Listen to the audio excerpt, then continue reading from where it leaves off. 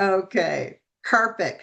And I want to also welcome folks, in addition to the folks that I have here in the Zoom room, always nice to have live humans. Thank you, thank you. I want to welcome people watching on the replay, and I know there'll be several of you, and welcome, welcome. And whether you're here live or on the replay, I, I love what I'm sharing today, and I encourage you to, if you've got 5 different tabs going or whatnot, to tune into this because I'm going to whip out a calculator later, show you some math. I will show you how the things that I'm going to teach you, if you apply them, if you learn them, this can make a 6-figure difference in your future. And I'll show you the math, I'll show you the money. So um, my icebreaker question, where are you zooming in from? I actually know that answer with the folks here. And how are you currently investing? And feel free to unmute and shout it out or enter into the chat, whatever you like. But here are the options. A, mutual funds. B, passive investing with index funds. C, stock picking. Or D, maybe you're just saving for right now. Maybe you've got some investments or you've had some investments, but your focus is on savings and not the stock market. All right, let's see what I've I'm got doing here. A and C. I've got A, B, and C between the folks on the call. Awesome. And I'm going to actually go over all of those, give an overview of those 3 kinds of investing, some of the quick pros and cons, and why what I'm doing is sort of none of the 3, but it's a bit of a hybrid, and why I love it so much. I have, yes, fallen in love with ETFs. Nobody tell Jim. And today is the topic is beat the market, reach your investment goals with ETF investing. And I'll be sharing how I improved my investing results without risky day trading, complex options, or time-consuming stock analysis. Some of us have lives, this whole life thing. We might have other work that we're passionate about, other things that we're doing with our time. And yes, so I definitely discovered that there was a limit of screen time that I wanted to spend. You're in the right place if you want more control over your investment results. If you would like more growth, I mean, it's a bold title, beat the market, when everybody says you can't beat the market. Even the professionals can't beat the market. But I have been consistently, not always, but often beating the market. So I feel like I can talk about this, and I'm even going to show you some of my results.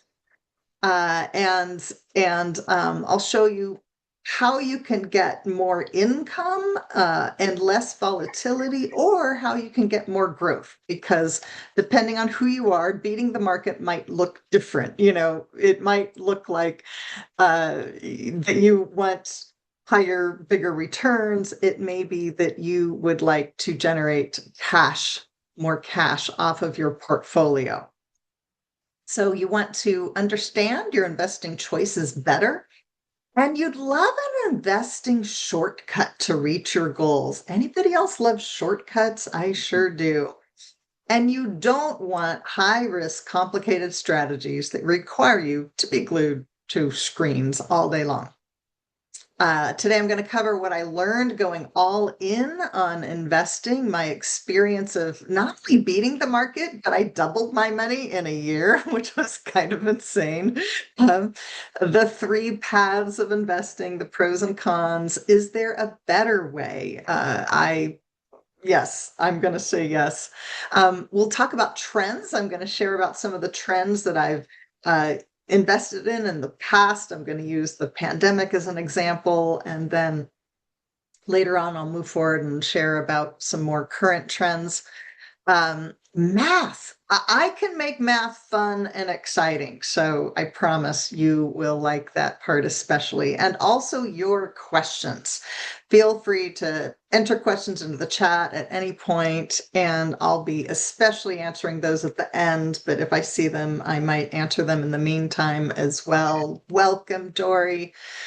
Uh, and just to let you know, we already took our little poll, but feel free to enter into the chat your answer of how are you currently investing, mutual funds, passive investing with index funds, or stock picking. I'm going to go over all of those today. But first, this is not financial advice. I am not a financial advisor, and I am not your financial advisor, even if I was. So I want you to be very aware of that. And, I've been doing a lot of reels lately. I've done like 30 reels in the last, I don't know, maybe 31 reels in the last 33 days. Which has been fun and very challenging. And I've been getting a lot of questions like from strangers that I do not know. What's the what's the best international ETF? What should I buy? Just tell me what to buy. Everybody wants to know, like everybody's on the internet looking for the next hot tip. And I did a whole reel about why I'm not going to tell you what you should buy. I don't know you. I don't know your goals. I don't know your investing style, your risk tolerance. I don't know any of that. It's also just simply not what I do, but my goal is to empower people to make confident choices that align with their goals. And we can't get there from the point of view of just hoping somebody tells us what to buy. We are never going to get there with that strategy. But let me show you my current results as I've moved more from stock picking. I'm doing less of that and more into specific ETFs, not just like broad market like the S&P 500. In 2026, my Roth IRA has shifted into mostly these targeted ETFs. It's outpacing my brokerage account and definitely outpacing the S&P 500 year to date. S&P 500 is up about 12%. And I think these are numbers from last week. And my IRA is up around 17% year to date. So I'm happy. I've had some days recently. Winning for me looks like on a day that the S&P is red, and I'm using Robin Hood kind of orange, red versus green colors. When I say red, I mean that the market is dipping. And when I see green in mine, I'm like, yes, winning today. I think my returns were up. S&P 500 was up, but both of my portfolios were up more than twice what the S&P 500 was up. So I'm going to show you that we don't just have to take the returns of the market. My goal is for you to see the market in a little better, a different light. And by the way, I've done this 12% to the 17% investing with less work, less time, better results than what I was doing before.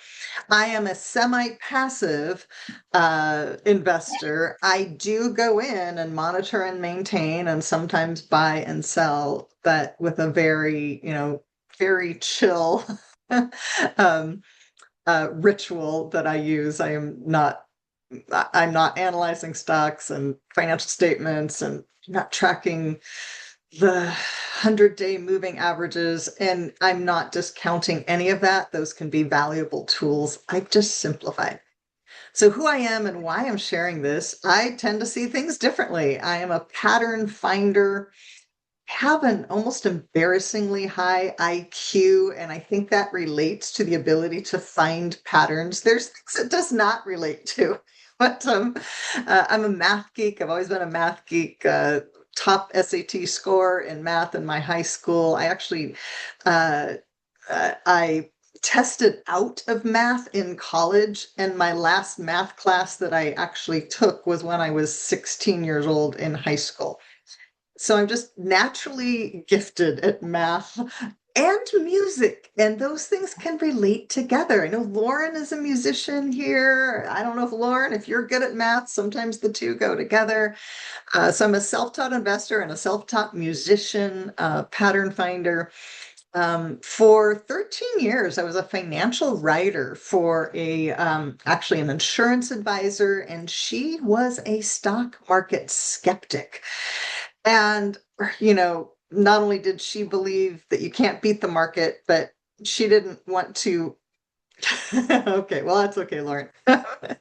Um, she didn't think that anybody should really be invested in the market. And as her, marketing director, marketing writer, it was my job to fearmonger people. It was my job to say, oh gosh, that stock market is going to crash any moment now. You should just get out and head for the exit. And I believed, I mean, the research was solid in terms of, yes, there are always threats, economically, financially.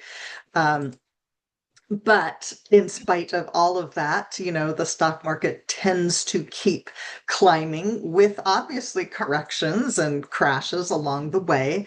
But I was fearful of stocks and I kept missing out. At one point, I looked back and I thought, tripled my money, in the time that I was fear mongering and believing my own and others' fear mongering. So I finally started investing for myself. I bought my first share of stock, which was Zoom, the end of 2019. That was the first thing I bought. I think I bought some Microsoft next. And in 2020, I started gaining confidence and putting more into my brokerage account. And from 2020 to 2021, I used mostly stocks and ETFs to double my money in the stock market. Welcome, Carol. Good to have you. And I saw the pandemic coming, was following news, following trends, kind of what I naturally do. And I knew that we had rough waters ahead, that, I saw supply chains interrupted and businesses closing and just all kinds of economic chaos going on. And I thought, I either need to get out of this market or I need to learn to surf because the waters are going to get rough. I started tracking trends and patterns. And I noticed something funny on the red days. And again, when I say red days, because I had a question in last week, since some people are using maybe a stock system where red means sell. But when I say red, and I'm going to show you a cool tool that I use to start to track and discover some of the trends. I don't know if anybody's ever used the FinViz heat map, but it is a fun, let's see. Oh, is this going to take me to the, nope, nope.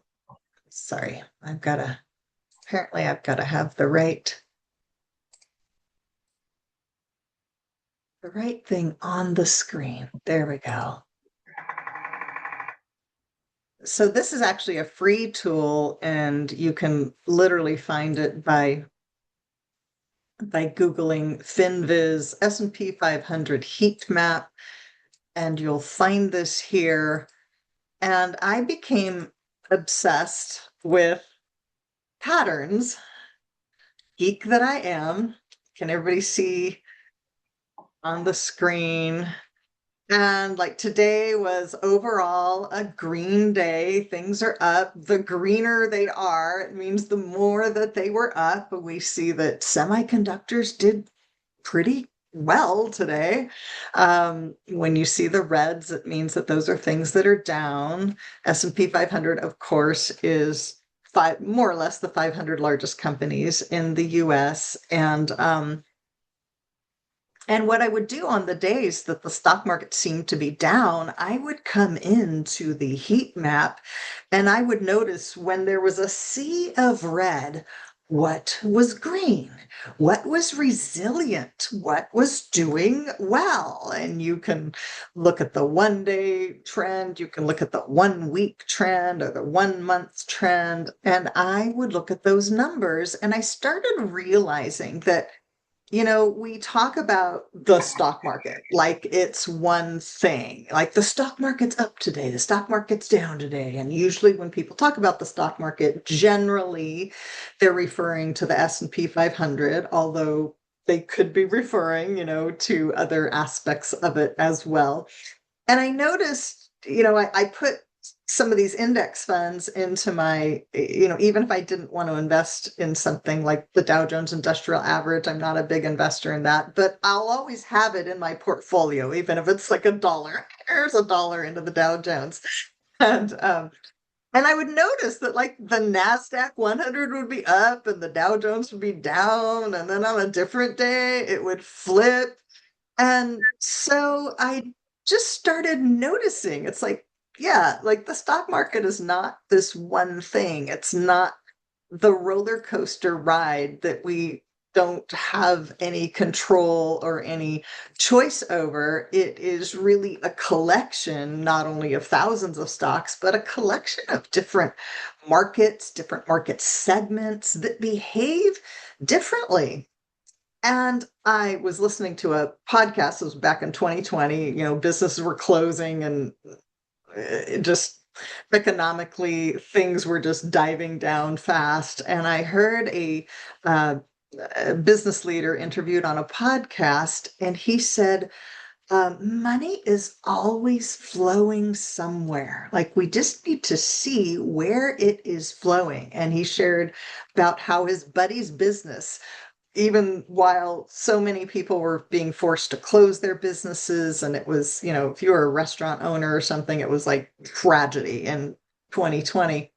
But he shared about his buddy's business, best year ever in his buddy's business, because his buddy had a business that revolved around like prepping for emergencies and for the unknown. And he was having like the best year ever. He's selling tools and resources, and his business is going crazy.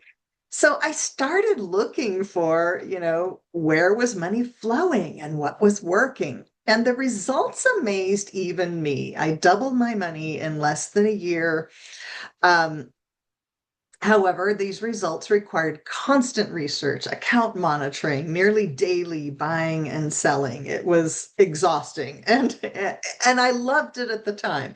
But I was literally spending, I would say, 3 to 5 hours a day, like learning about investing or actually investing or researching.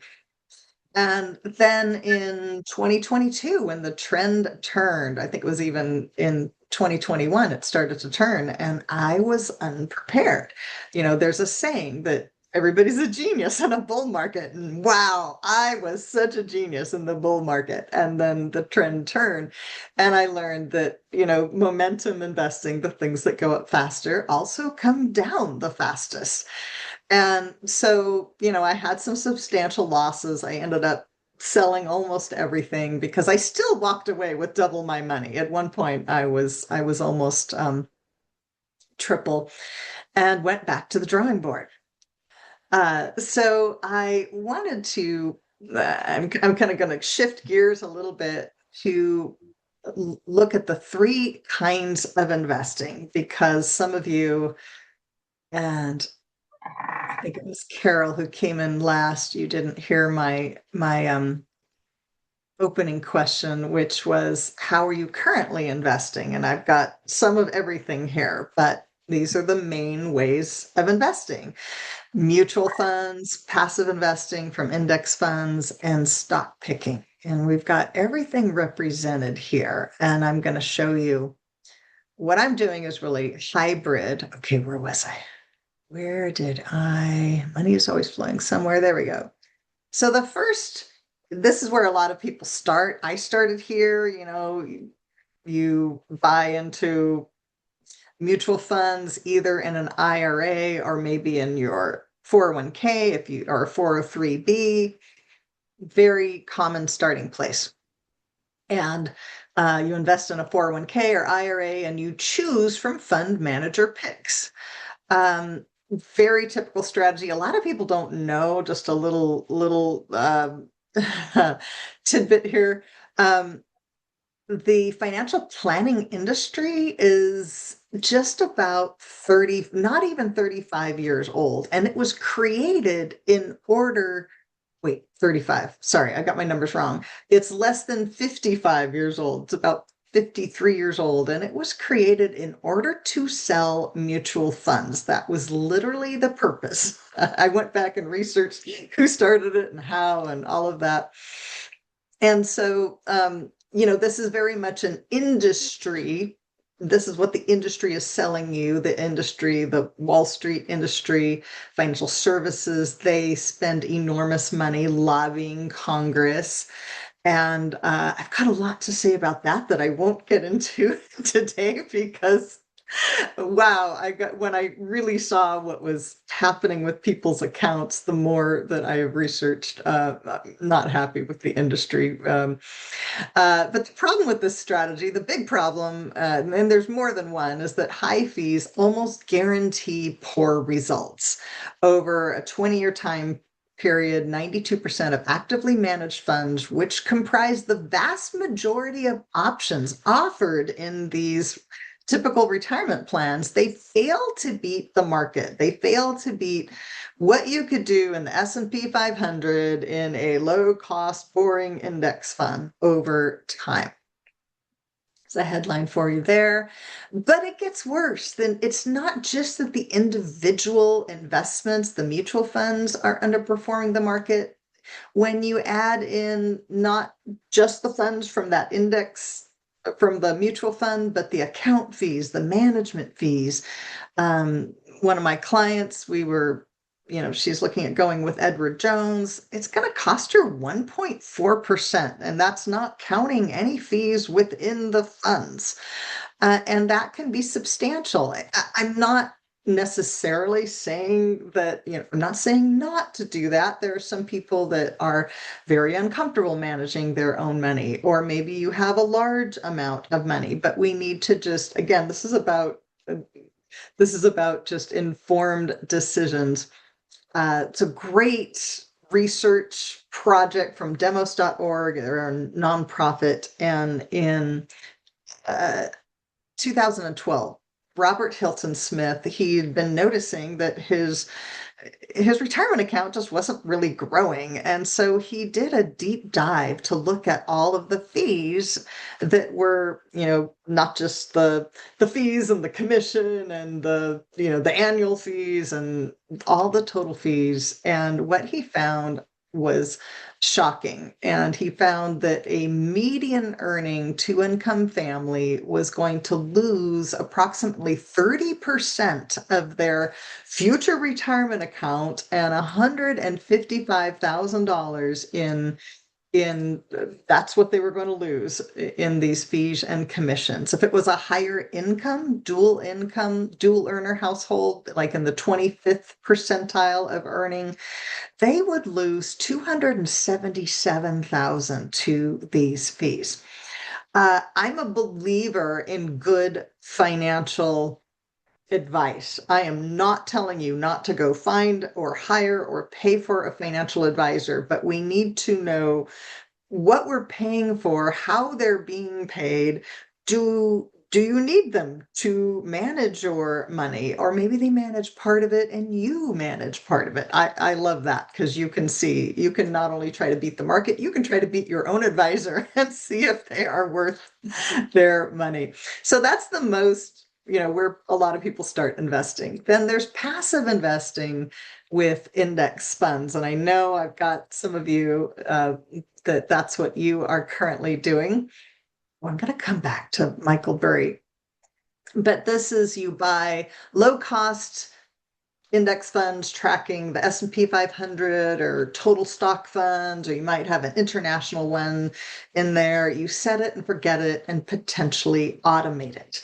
Some of the issues with this, first of all, there tends to be a lot of overlap. I get really triggered with the financial influencers the four funds you can buy and hold forever. And, one will be an international, and sometimes there's no international in there, which blows my mind. But typically they'll be saying things like these. These are just ticker symbols, but representing the S&P 500, the NASDAQ 100, the US total stock market.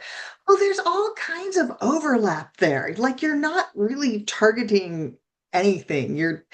And the good in these situations, passive investing outperforms mutual funds. But the limitation is that you get typical returns, the returns of the market, for better or worse. It's better than most of the mutual funds, unless you've got like a real, not just an advisor who is a mutual fund salesperson, but somebody who's actually managing money, which is really hard to find these days. Matter of fact, I made a new friend, a money manager who used to work for, I think it was a Vanderbilt family home office. I mean, he managed a lot of money.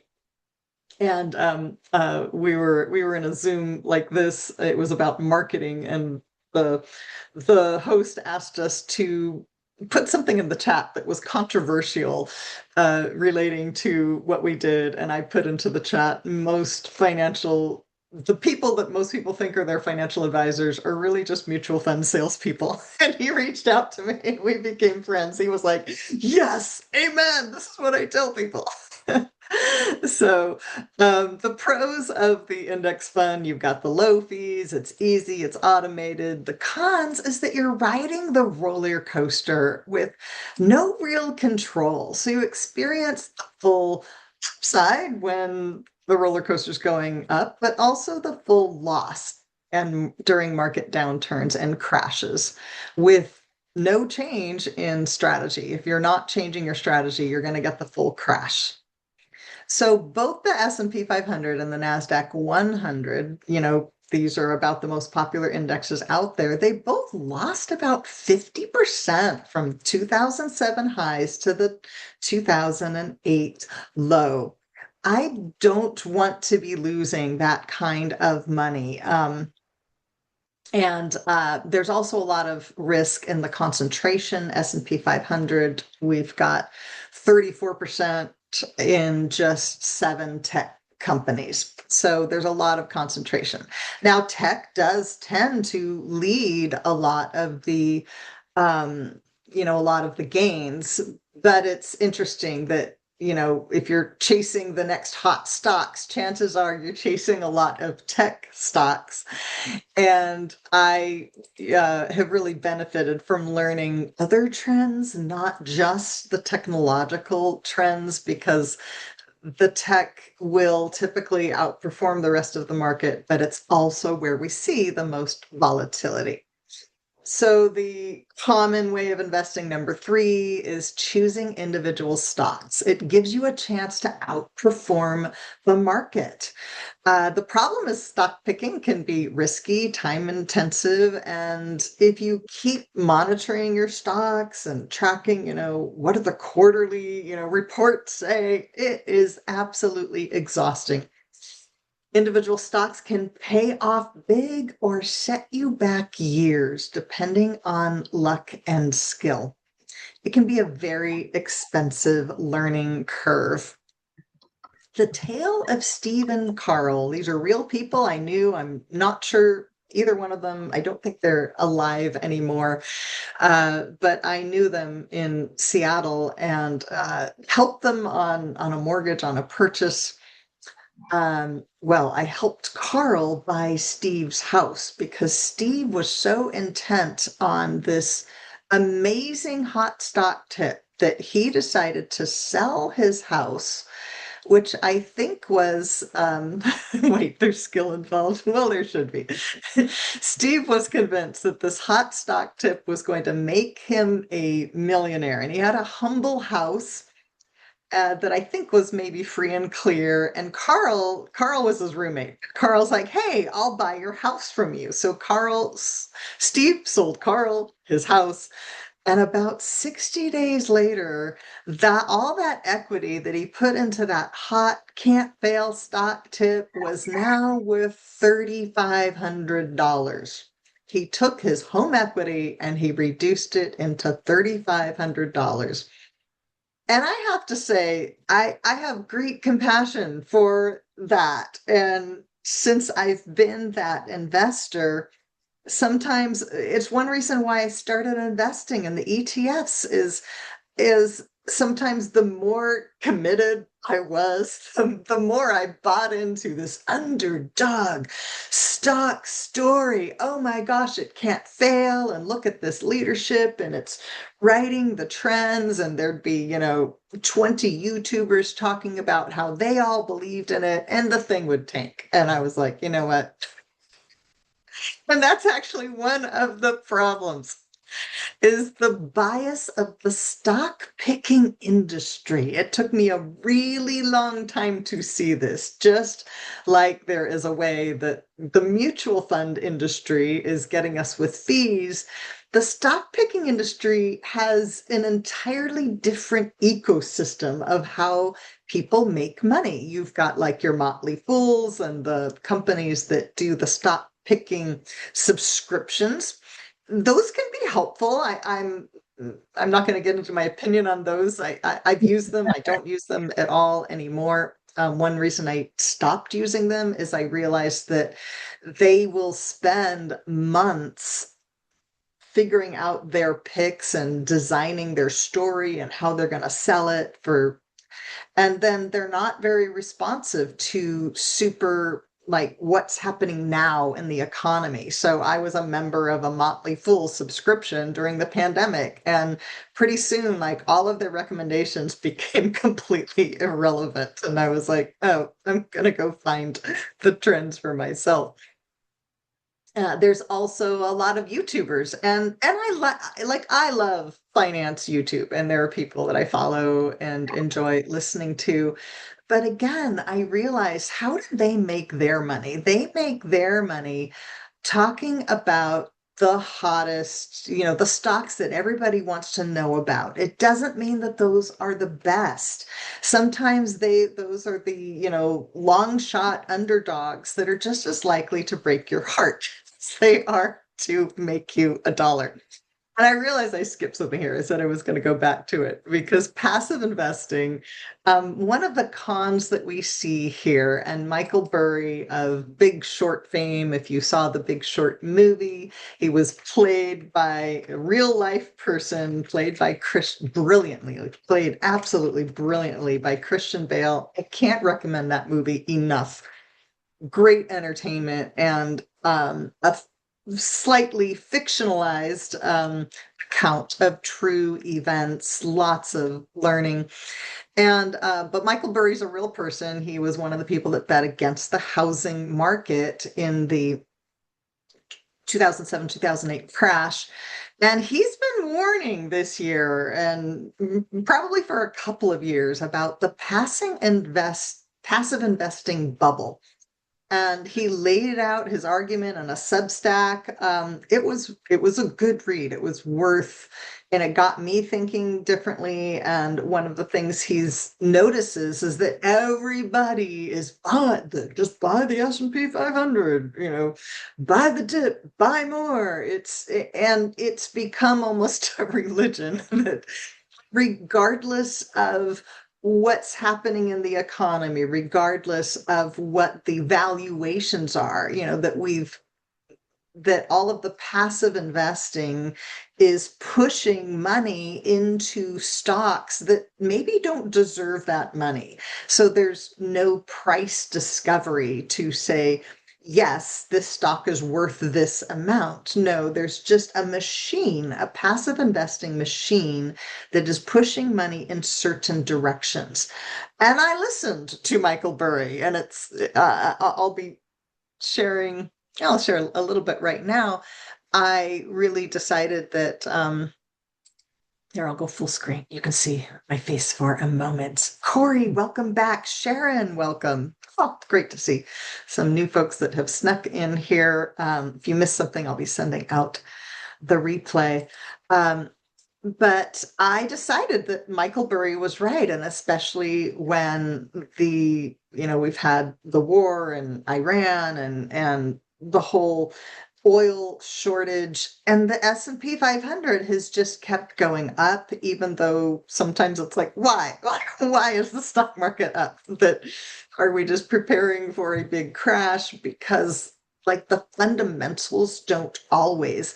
But when money is flowing in one direction, there's less flowing other places. And I, listen to the people that I listen to and was believing that while more and more is going into these large caps, US large caps especially, that really the international markets, like they are doing really well. They are really deserving. There are mid caps, there are small caps, there's value stocks that have been sort of waiting in the wings, the REITs.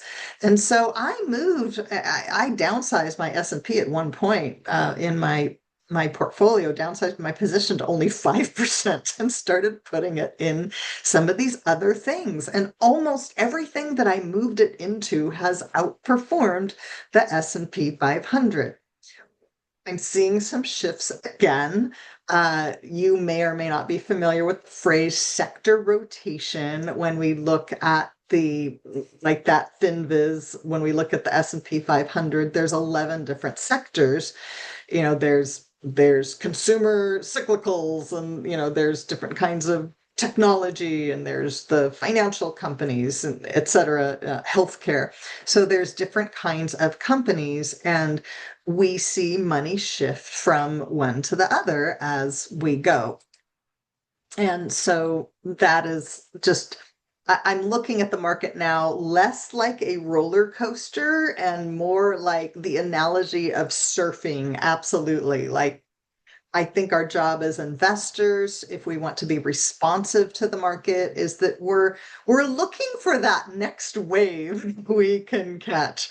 And at one point in time, when I was doubling my money in a year, I was, looking for those short-term waves, and I was in and out. And now I'm taking a much more relaxed, longer-term view of it, um, and benefiting from that. We want our we want our investing to align with your goals and also your style.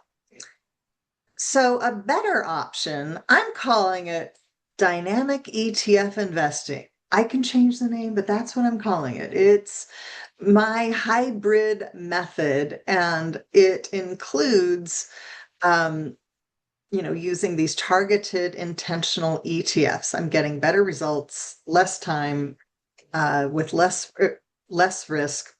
And it's offering the best of all worlds because it includes those broad market funds. I still invest in those. I'm more diversified in my funds that I'm using, but then I'm supplementing with market trends that are outperforming the broader market. When you realize that the broad market funds are just giving you the average result. Like, I want to do better than average. I don't know who else out there is a little bit competitive, or you're like, hey, I'm smart enough to do better than average. I'm going to actually give you a little cheat code here. If you want to see if whatever you're investing in is doing better or worse than the average, all you have to do is compare it to VT. This is the Vanguard Total Stock World Global Stock. It's literally the average of everything. It includes 99% of investable market. It's probably everything but like the penny stocks, things that are not in the regular uh I can't think of the right word, but anyway, the places where you buy your stocks. The and so if you compare whatever you're investing in with VT, you can see, is this doing better or worse than the average? And sometimes the S&P 500 is doing worse than average, which really lets me know, like, oh, there's something else I could be investing in.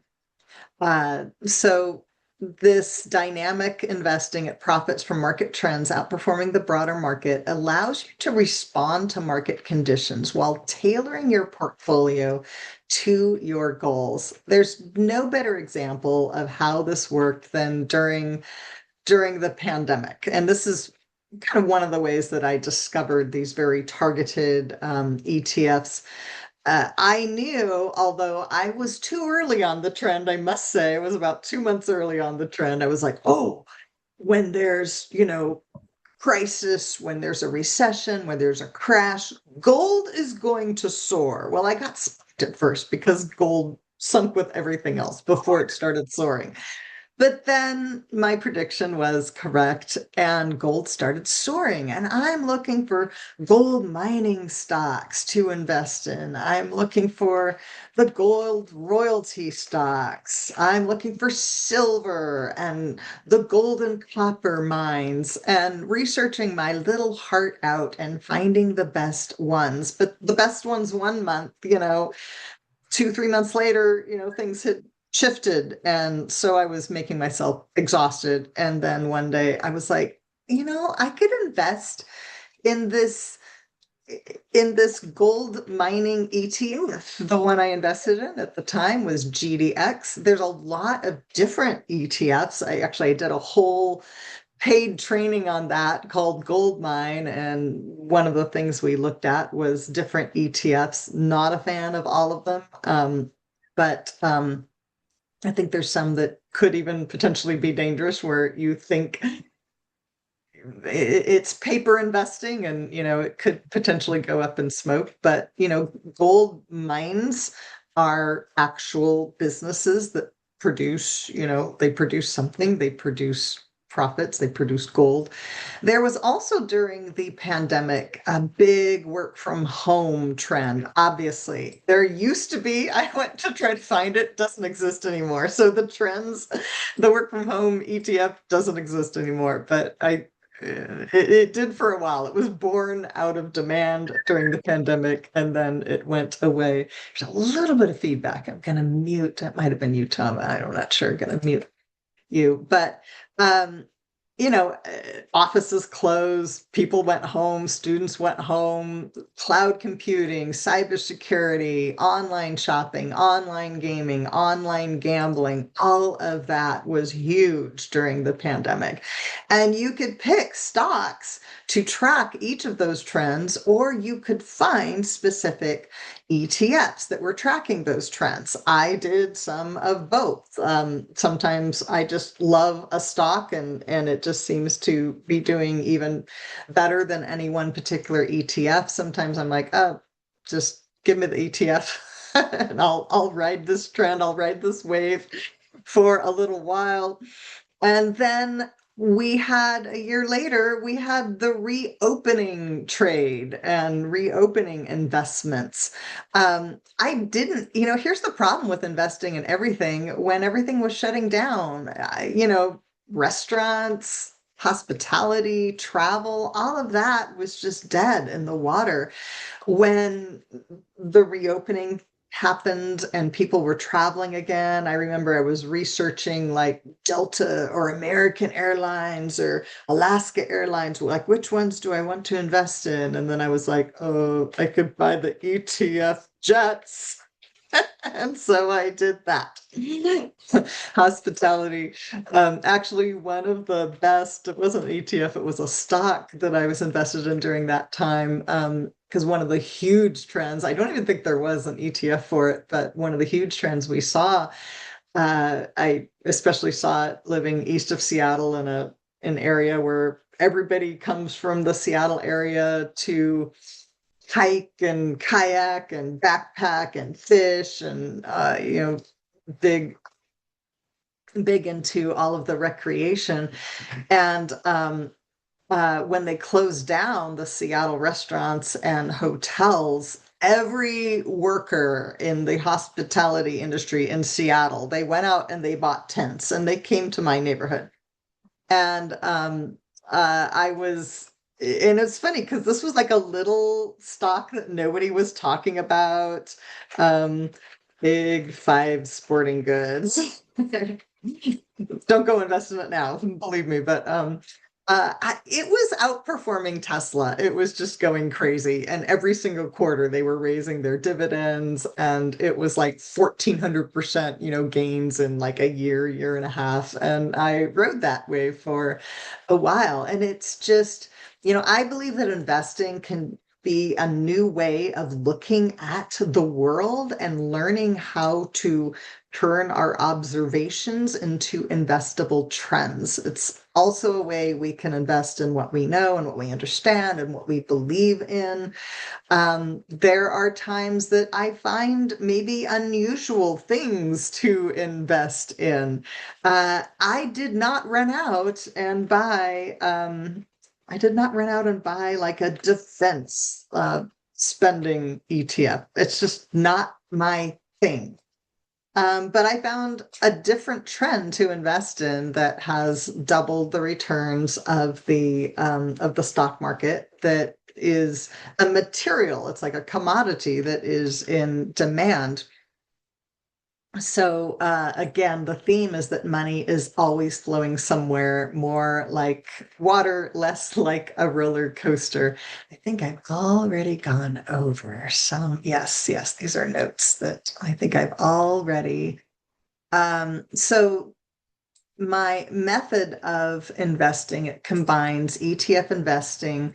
Uh, I I'm rolling out a class. I'm inviting you into a 5 week, probably end up being a 6 week class, learning to invest with me and learning more about these trends and how to identify them, how to invest in them. Not just the momentum, but also there's some really interesting things going on with income ETFs. I'm going to spend an entire session on that.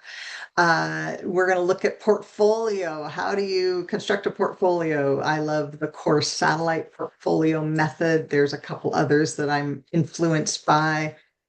I have a rebalancing ritual. Swing trading is, another way of investing. I kind of do swing trading light, just like a little bit of trimming and adding, and I'll go through what my ritual is for that. Uh, and the ETFs, we will look at. I swear I have a list here somewhere. There we go. I'm skipping on down here. You can invest in sectors, in countries, in regions, in types of stocks, in trends. I've talked a lot about trends here, but there's actually a whole lot more to this strategy. There's a country that I'm invested in right now that has been doing incredibly well, a lot of technology coming out of it. So it's not just trends, it can be types of stocks. I did really well earlier in the year, especially with like value and dividend stocks are still doing really well right now. And they don't always do really well. Like a really popular one is the Schwab High Dividend, SCHD. And it's done amazingly this year. And I think it's like value wise, it's done double of the S&P 500. And you look back over the last 5 years or so, and it kind of did almost nothing for about 4 or 5 years. And now it's like, activation mode and playing catch up, the tortoise and the hare, this has been the tortoise, but it's having a year. It's really having a year. And it's fun to see that. So you've got, actually, I'd love to just pause for a minute here and just see. I want to know if you've got questions, and I want to hear some takeaways too. And then I will share with you what I've got, and then I'm going to have some more time to share both Q&A and some of the trends. Moved from VTI to VT this year. Yeah, actually, what's interesting, Lauren, is that VT is still mostly in the US market. So it is the global market because the US market is so huge. In the global market, I think VT still is, I'm going to just roll out a number that I'm sure is wrong, but it's like 60% US anyway. Um, but but certainly that gives you the average of everything. And then, my question is always going to be, how can we commuting and you probably hope your battery doesn't die. Okay, awesome, Carol. I will make sure that you know about that. Audio's not working. Yes, great to have you. Um, Perfect. Any takeaways, questions at the moment before I go further? I know I've kind of dumped a lot of information on you today. Probably some of it that you knew, some of it you might not have known, or a different way of looking at.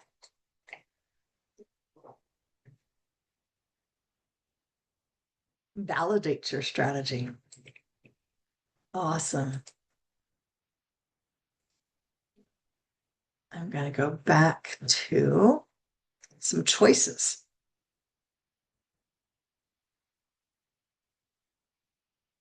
So you can take information you've learned here and maybe the research that you might be doing, keep doing what you're doing. You can figure it out on your own. Maybe might take you some time and some bumps and some bruises, but you may want to figure it out on your own, or you can learn with my guidance. And I want to make it really irresistible for you to say yes to that possibility. So I'm introducing to you ETF Investing with Kate. I know I spent a lot of time coming up with that creative title, but there we are.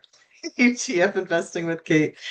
Who this is for, it's for anyone who is already familiar with investing. I did a boot camp longer, like a 10-week investing boot camp over the winter, which was great. I had both experienced and new investors in that. We're going to kind of leapfrog through some of those lessons that I'm going to kind of assume that either people are already familiar with investing, or if you still want to do it, you can absolutely do it. I'm going to give you some bonuses that'll help you play catch up. You're likely already investing. You desire more control over your portfolio without necessary complication or time-consuming research and technical analysis.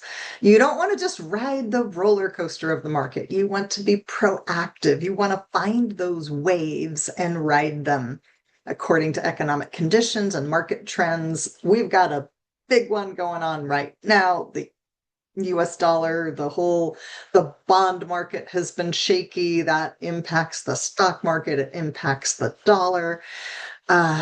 Yes, 40 trillion in debt. Woohoo! You want to be intentional with your investments, aligning your portfolio with your goals and values. You're not content to settle for typical or average returns. You're open to creating seriously impressive growth and or cash flow with your investments. What you'll learn, and I'm going to send out, I've got all of this on the offer on a Google Doc, so that's going to go out with so I won't just go out with the replay. I will also drop it in the chat for you in a moment. We will go over the ETFs, the advantages of ETFs, how they differ. I think it's important to understand also how they're different from index funds. We tend to use those terms interchangeably, and it wasn't until I went to teach a class on index investing that I realized that I literally had index funds and ETFs. I had used them interchangeably, and they are not interchangeable. So ETFs versus stocks, mutual funds, also index funds. We're going to identify and achieve your goals. I want you to be really intentional about this, because I believe that the market is so big and so diverse that it's just amazing how we can achieve our goals when we get specific about what that is. profiting from investment trends. We're going to understand market cycles, sector rotations, also the mega trends, the long-term mega trends. I'm going to show you a lot of growth ETFs that are diversified and still outperform consistently in most markets. They outperform the S&P 500. You will probably be shifting whatever you have at the core of your investing when you learn more about this. I already talked about Michael Burry there. International trends. Everybody's investing in the VXUX, XUS. Not, Vanguard puts out really just some great ETFs, but I'm finding international ETFs, diversified international ETFs. One of them was 20 points ahead of the VXUS over 5 years. I want to invest in that one, and it pays a larger dividend. So I am always on the hunt, obsessively. I'm just a nerd, yes. In my spare time, I literally will compare and contrast the returns of different ETFs. I am that nerd. Growth and momentum investing. We'll dive into how to double your money faster than stocks, or with less risk than stocks, not necessarily faster. And I'll go over some of the top trends of the decades, some specific ETFs you can use. Also, how to use ETFs to find stocks, how to use stocks to find ETFs if you like doing both of those.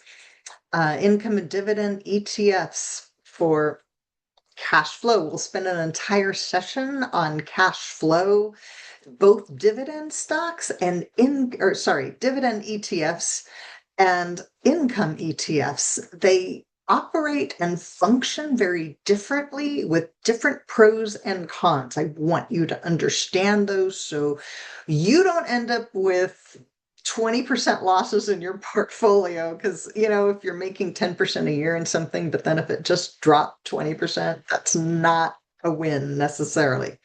So I want you to understand the risks and the rewards of these income and high dividend ETFs. You'll build a portfolio for your goals, ETFs for balance, diversification, growth, and income, whichever ones you choose. And it may be a little bit of each. You may just focus on one or two of those. We'll look at portfolio models, choosing your core, and then choosing the more specified, the more specific targeted ETFs. Practices to increase profitability. We're going to look at monitoring and maintaining your portfolio, my 5-minute rebalancing ritual, the cash question. This came up in the boot camp of how much cash, or do you keep cash in your portfolio? I'll make an argument for why you should, and give you maybe a framework for you to decide how much makes sense for you, depending on your investing style.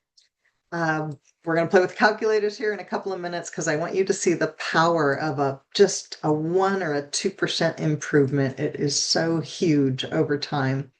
We'll look at advanced strategies, leveraged and inverse ETFs. I've never taught about these. They don't belong in a class for new investors, and I have to put up the caution flag. I have used these on specific occasions. Really don't use them now.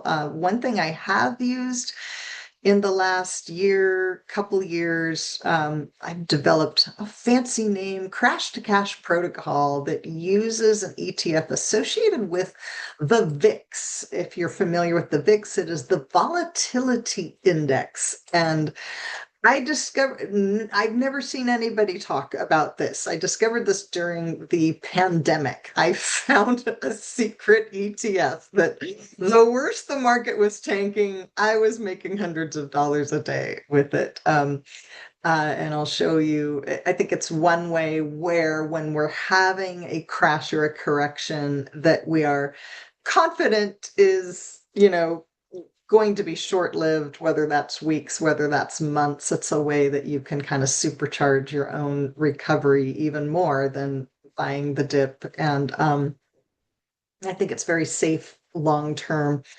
So what you get 5 live and recorded trainings. It may be 6 as I'm going through these. It'll take however long it takes, but my goal is to be complete within 6 weeks. This is live trainings. They'll also be recorded, so you can keep group coaching, Q&A.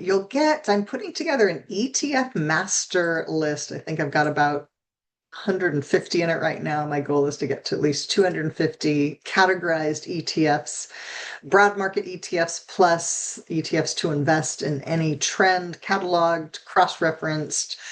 I'm filtering a bit. Sometimes I'm throwing something out of the club for various reasons, too new or too volatile, or and some bonuses that I have a training that I've sold for a couple of years, the gold mine training.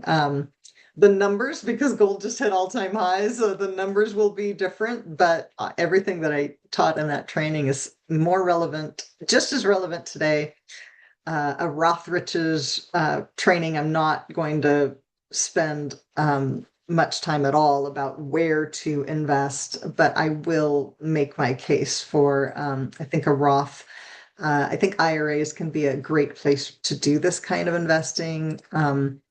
You'll get my resource list for finding trends before you invest checklists. And this is stuff that we went over in detail in the boot camp, but they're just going to be some little mini trainings, recordings that I do for you, where to invest, choosing the right brokerage and the right tax container. You may already be ahead of that, but if you're not, I want to give you some resources that'll help you catch up. There's a limited private session bonus for the first 5, and 2 of them are gone. And that is a 60-minute private session or 2 30-minute sessions. There's 3 spots remaining.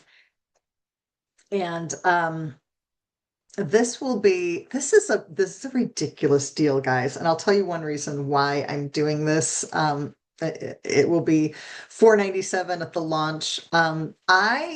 I've learned that I am probably ADHD and I can't do anything without a deadline, without people showing up. So my goal is to really hone this down. I've taught this in the past in a couple of different ways, but I want to hone this down into a training that I can turn into a like a digital course. I need humans. I need humans to show up in the room. So it's going to be $497. Right now, there is a pre-sale special. And actually, I'm going to give you all the details in the Google Doc, and that's got the link in it. I don't know if you can grab any of this or not. If anybody's just like, I'm in, I'll drop also that. That's just the stripe. I'm putting it into my Sam cart. I haven't finished adulting on that, so it's not in my official. It's just a stripe link. I'm working on my Sam cart. What else did I promise? Oh, I promised you we were going to have fun with math and calculators, and we are going to. I'm going to look at the questions first. How do you actually pick an ETF that you think you want? Great question, Sharon. I think part of it is having like a portfolio strategy first, where you kind of get the big picture. When you get the big picture, then you're sort of filling in, it's a paint by numbers. You're filling in like, okay, like you choose the core one, and we'll talk those through. And it's one reason why I'm also offering that, that bonus, the one-on-one time, so you can ask some questions and just learn more. And I can find out, like, I'm not going to tell you what to buy, but I may ask you questions on what are you comfortable with for volatility, what are your goals, and help you see what might meet your and then, but maybe you're looking at a trend and there's like 3 different ETFs, like cybersecurity. There's, I think, more than three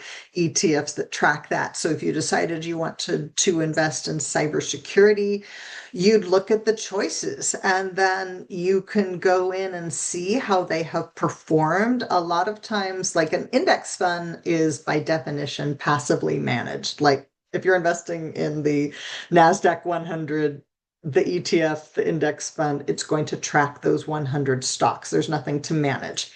But when you get into like a cybersecurity ETF, it could be, sometimes they're tracking an index, but oftentimes they are actively managed, and there may be differences. One of them might be US companies only, one of them might be global companies. I always like to go and see the performance. I click through and just see. I'll go onto my Robinhood app, which is very visual. I love my Robinhood app. It's not like they have no customer service. They're not necessarily the best company for everybody, but the visuals are so just wonderful and easy to see. You can even scroll through like a whole list of them, even looking at like the 1 year returns, the 5 year returns. Um, and so I will look at those returns. To me, the returns in an actively managed ETF are much more important than everybody always says you want the lowest, the lowest cost. There's a specific name in ETFs that we call that cost, the management cost. It's not coming to mind right now.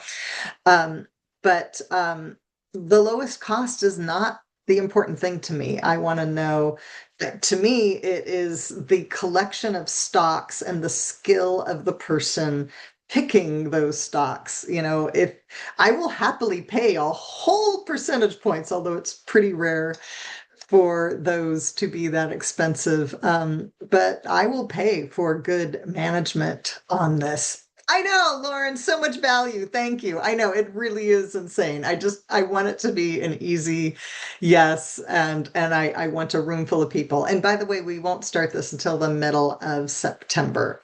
It'll be after my daughter's birthday, after the Labor Day weekend, and then I'm out of town right during and after Labor Day. So we will start it in the middle of September. So this is basically the pre-sale here.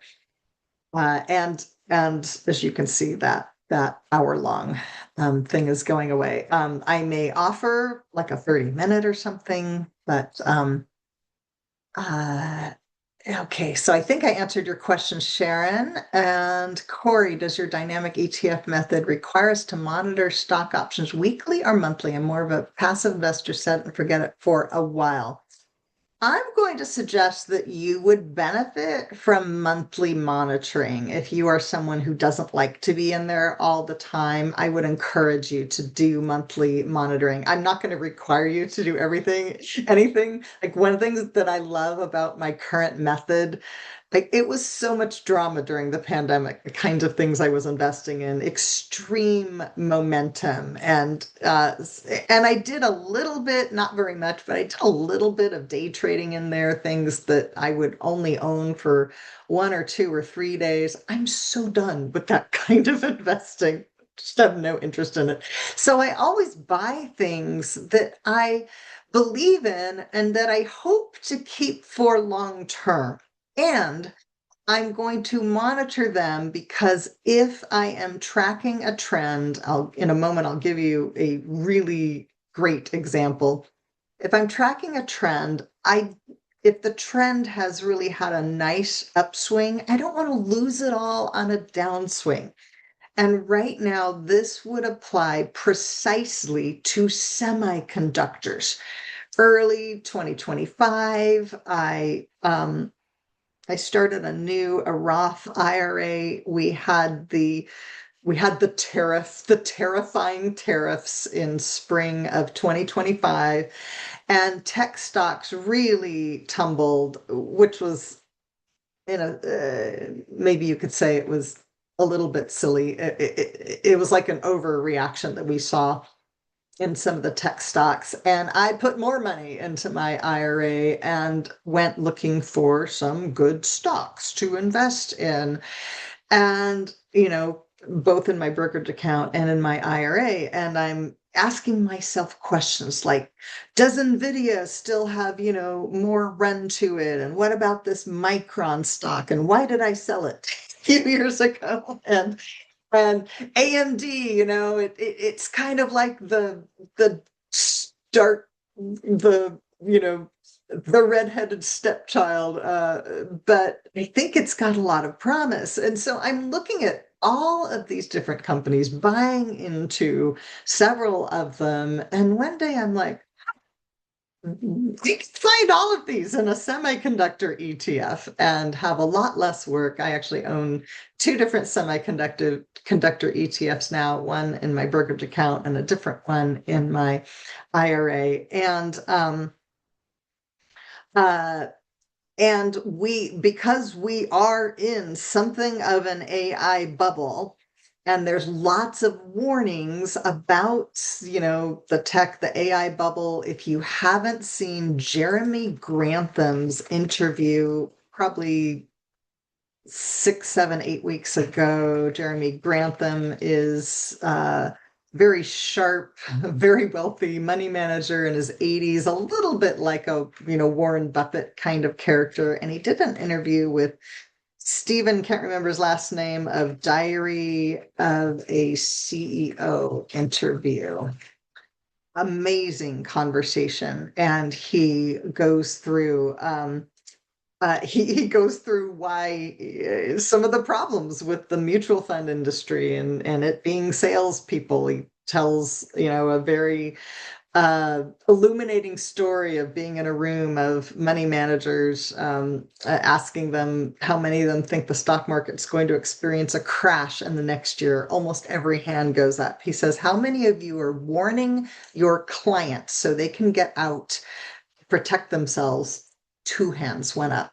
That's my issue with the industry and the way that the industry is often incentivized to not always represent our best interests. And I really saw that I realize I'm wandering. I'll wander back in a moment. Really saw it during the pandemic where, because I'm on like some email lists for advisors, even though I'm not an advisor. And the talk was how to keep people invested. And it was plain as day to me that we were going to have a stock market crash. And almost nobody in the industry was trying to protect people's money. If you had a money manager, a finance person, broker, whoever, advisor who was looking at proactively helping you protect your money, you've got a keeper. Thumbs up. And off we can't always see every crash and correction coming. It's just not possible. So I'm not assuming anybody has their crystal ball, but but we could see that was really, even Stevie Wonder saw that crash coming. So back to, I think the question was about monitoring weekly or monthly. Oh, yes. And then I started talking about the trend of semiconductors. So we have seen a pretty fierce correction, way over 10%, probably 20% at one point in most of these ETFs. And right now, technology, which tends to, run hotter, run faster, do better than some of your more boring, like if you look at technology versus utility stocks, over time, technology is going to outperform. But when I'm investing in something that's a really hot sector, and those semiconductor funds, a lot of them are up over 100% for the year. They've doubled in a year. It can be a good time to just take some of those wins.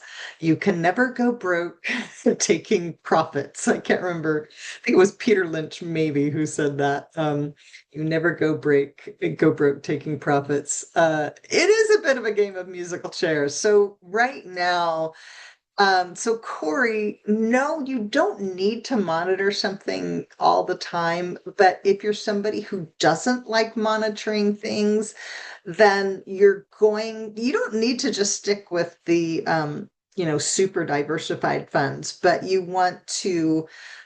might want to avoid the kind of thing that's going to run up 100% in a year, but then maybe have a 50% correction, because if you're buying it at the wrong time, you might catch the 50% correction and not the run up. Um, there are absolutely, and I can show you ways that you can invest in some of that tech with less risks than being super specified, but more targeted than, buying even more targeted than buying something like the Nasdaq without taking on crazy risks. There's a couple of ETFs I'm a big fan of that I think do a good job with technology, and over time they crush the S&P 500 without being like super targeted. So I probably answered or even over answered your question there. Um, More questions, more takeaways. Oh, and I want to say also about the ETF investing with Kate, the advantage, as I mentioned, I'll probably come out. My goal is to come out, I don't know how soon it will be, but with something that is a digital product. But the big advantage is really having the conversations, the questions, absolutely more than worth it to do it now for sure. And then you'll have the recordings long term. I never want to say lifetime access. Like, is that your lifetime or my lifetime? I don't know, but definitely I always say a minimum of a year, and probably be several years, but you'll have, and you can always download the recordings and keep them forever. So absolutely. At some point I may stop hosting whatever I'm hosting, but you can always download and keep them. Questions, takeaways, smart remarks. You guys have been great. I hope I didn't put you to sleep. Who's This is more excited super, about super investing? valuable, Kate. Super You're valuable. welcome, I Laura. have taken a lot of training over the years and have done study on my own, have read books, have watched things, and I can honestly say that what you are putting together here sounds like a really synthesized approach that the average person can understand. And just putting it all in one package like that sounds truly amazing. So kudos. Thank you. Thank you. Yes, it's synthesized and it's simplified too. Yeah, there's so many things in my investing boot camp. One of my clients who had lost a bunch of money following TikTok advice and then thought, "Oh, I better actually learn something about investing." At one point, she was like, we don't have to learn about candles, like the technical signals. And I'm like, no, I'm not going to tell you about candles. I did get into some of that stuff for a while, and it can have value. It just wasn't how I enjoyed doing investing. But also the technical signals, they're not accounting for the news. The technical signals might have told you to sell during the tariff, that mini crash that we had. I think that was April of 2025. I knew it was time to be buying things. I thought, whatever happens with these tariffs, this is eventually, sooner or later, going to get sorted out. And it got, I mean, I don't know that it's exactly sorted out yet, but certainly the market recovered and got to new highs, I think, a lot faster than some people realize. And I knew people that sold, at that crash and took took a took a beating. So we'll also talk a bit about like emotions, because and mindset plays a big role. Okay, final remarks, questions. All right, I'm going to declare us complete for the day. It was good to have you all and see you all.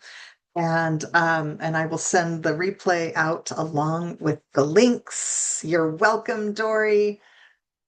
Have a great rest of your day. Bye-bye.